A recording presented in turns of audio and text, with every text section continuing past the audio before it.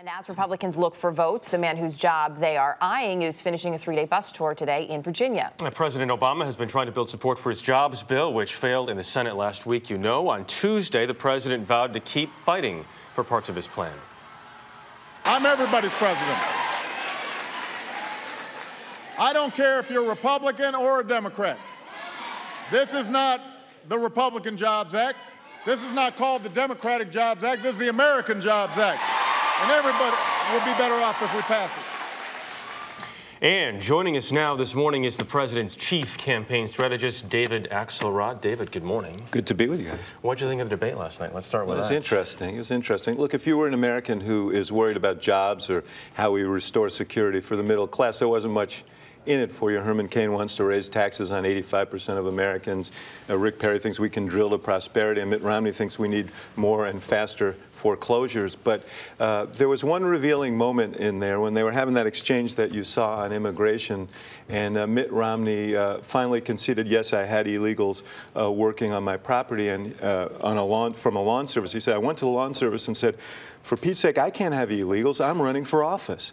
And not it was wrong, not it was illegal, but I'm running for office. I thought that was the most unintentionally revealing moment of the debate. You've had some of your strongest words for Romney. Is he still your primary focus right now? Well, I mean, I don't know who the candidate's going to be. He's been bumping along at like a quarter of the vote in the Republican primary. There seems to be a resistance to him. And I think there is a resistance to him for just the reason I said. I think there's a sense that there is no core to him. He said last night that his program, we modeled our health care program largely on what he did in Massachusetts. Now he says, I never intended it to be a model for the nation. In 2007, he said, this will be a model for the nation. And time again, Governor Romney switches from one position to another, apparently because he's running for office. Let's talk about running for office when it comes to the president. A lot of criticism over this bus tour. You know, is it campaigning? Is it not? Regardless of what it is, he says he's out there speaking to the American people because he doesn't feel he can get Washington to listen to him. He said last night he doesn't feel there's a sense in Washington that they're moving with the urgency required. So what is the president doing then to speak directly, especially to Republican lawmakers, to help pass these individual now parts of his jobs plan? Because he has to go back to them at some point. Erica, 63% of the American people support the American Jobs Act. They want action now to put people back to work, and they think that the proposals the president has put forward will work.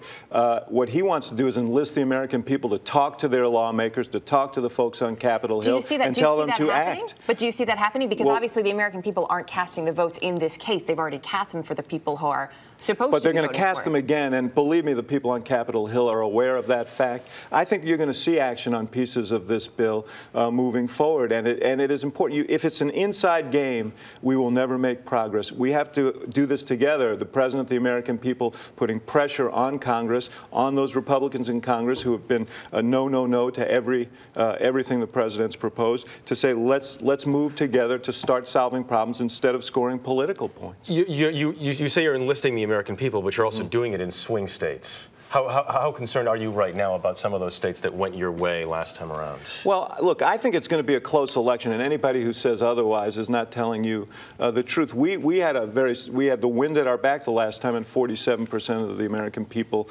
voted the other way. This is a closely divided country. We're in a tough economy, but I am very confident that we're going to win because the president has a vision about how we get people back to work, but also how we restore the security that the middle class has lost in this country for a long period of time. And as I said, you watched that Republican debate last night, there's not a whole lot that would give you hope if you're a middle-class person in this country that they get it, that they understand what's going on in the lives of the American people. Some criticism, too, that the hope that they may have had when President Obama came into office, which he ran on, a lot of people have lost, so that they're looking at from both sides this morning. Nice to have you in the studio with us. Thank you. Good to be with you guys. Thanks for having me.